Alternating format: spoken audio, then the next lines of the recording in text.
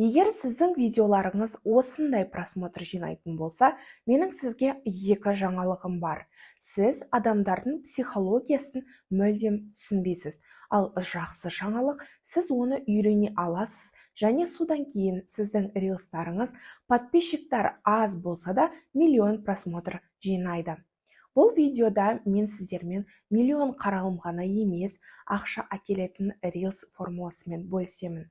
Бұл жерде сіздің подписчигіңіздің саны маңызды емес. Ең басты қателік, сіз өзіңіз парақшаңызға көрермендер көргісі келетін нәрсені емес, өзіңіз қалайтын нәрсені салуыңыз.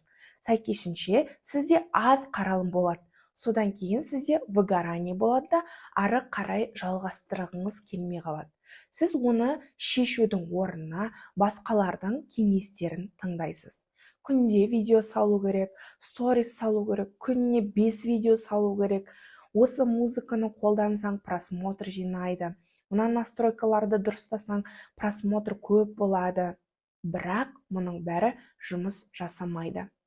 Бұдан просмотрда, подписчиктерде болмайды.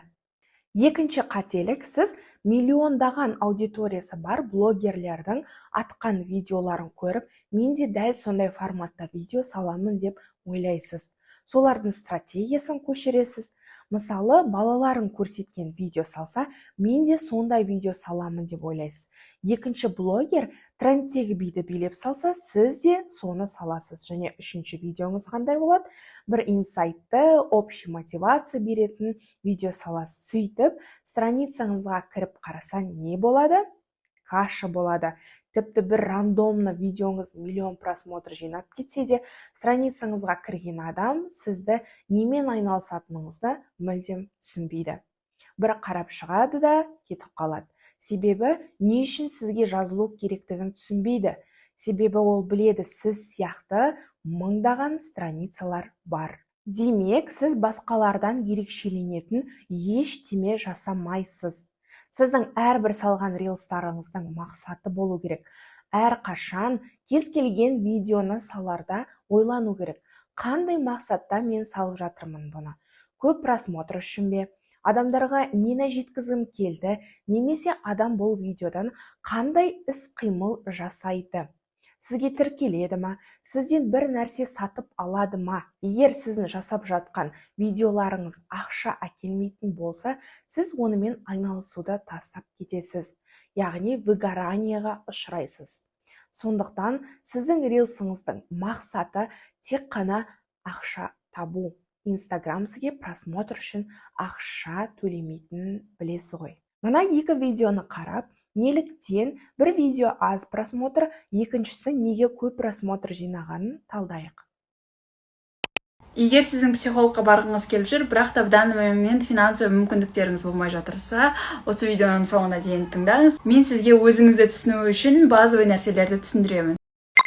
Подругаң сені көре алмайтынын қалай білуге болады? Бірінші, сенің жанды жеріңе күліп тиісуі. Маған жекеме көп сұрақтар келеді. Басым ауыра береді, әйелдер жағы мазалайды, энергиям жоқ, не істесем болады дегендей. 100% кез келген аурудан айығуға көмектесетін техникамен бөлісемін. Бұл техниканы өзім қолданып көргенмін. Бұл видео неге көп қаралым жинады? Бірінші 3 секундта триггерлі тақырып қозғалды, және оның жауабын білу үшін адам ары қарай қарайды. Неғұрлым видеоны ұзағырақ қараса, соғұрлым Инстаграм көбірек қаралым береді. Назарын триггерлі тақырыппен және психологиялық әдіспен ұстап қалдық адамды. Бірақ адам соңына дейін қарау үшін бұл жеткіліксіз, яғни сторителлинг дұрыс құрылу керек, және әрине картинка әдемі болу керек. Мысалы, майка киіп, немесе үйде жүрген футболкаңызбен отырып түсірсеңіз, ол кезде жағымсыз көрінеді. Кемінде бір жарық көзі және телефоныңыздың камерасы анық түсіру маңызды. Және видеоның соңы маңызды. Мұның бәрі адамның психологиясына әсер ету арқылы жасалады. Оны бір рет үйреніп алсаң, сенің подписчигіңде, қаралымыңда, ақшаңда көп болады. Адамдардың назарын басқару үшін жасалатын 3 қадам. Өнім немесе қызмет. Бұл сіздің блогыңыздың фундаменті. Сіздің блогыңыз арқылы ақша табу жолын таңдауыңыз керек. Сіз адамдарға не ұсына аласыз? Оларға қалай көмектесе аласыз? Немен айналысасыз? Алдымен соны нақтылап алу керек. Ол болмаса, қандай мықты вирусты рилстар түсірсеңіз де, сізде ақша болмайды. Ақша болмаса, біраз уақыттан кейін сіз не үшін блогпен айналысып жүргеніңізді білмей, ары қарай қолыңызды сілтейсіз. Ол қандай болуы мүмкін? Жарнама арқылы ақша табу, консультация, курс, групповое наставничество және әр типтің өз блог жүргізуінің стратегиясы болады. Егер блогыңызда жарнама алу арқылы ақша табуды таңдасаңыз, сіздің подписчигіңіз, охватыңыз көп болу керек. Себебі жарнама беруші ең бірінші соған мән береді. Егер сіз жеке консультацияңызды, жеке оқыту, білгеніңізді үйретуді таңдасаңыз, сіздің подписчик саныңыз маңызды емес. Тіпті нөлден бастап түсірсеңіз де, көп қаралым жинау арқылы, оларды өзіңіздің өніміңізге бағыттау арқылы ақша таба аласыз. Оны дұрыс жасай білсеңіз, бірінші айдың ішінде нәтижеге шығуға болады. Ал егер сіз реклама арқылы ақша табамын десеңіз, сіздің табысыңыз жарнама берушіге тікелей байланысты. Алғашы уақыттарда сіз үлкен цифрлы блогер болғанша, жарнамадан келетін ақша өте аз болады. Сонымен қатар, бұл жерде ескеретін жайт, үлкен охват болу үшін блогерлер мобилограф, монтажер, студия жалдайды, адамдардың назарын визуалды картиналармен аулайды. Визуалды картина неғұрлым мықты болса, соғұрлым охват көп болады. Сондықтан миллиондық блогерлер тапқан табысының көп бөлігін қайтадан контентіне салады. Прокатқа машина алады, атқа мінеді, қымбат хейр-стилист, мейкаперлерге жүгінеді, костюмдер сатып алады. Әр креативті рилсқа орташа есеппен 500 мыңнан 1 миллион шамасында қаражат жұмсалады. Ал өз қызметіңізді немесе курсыңызды сататын болсаңыз, сіз ешкімнен тәуелді болмайсыз. Бағасында өзіңіз қоясыз, қанша мөлшерде сатсаңыз да өзіңіз білесіз. Яғни сіз ешкімге тәуелді емессіз, өз-өзіңізге жұмыс істейсіз.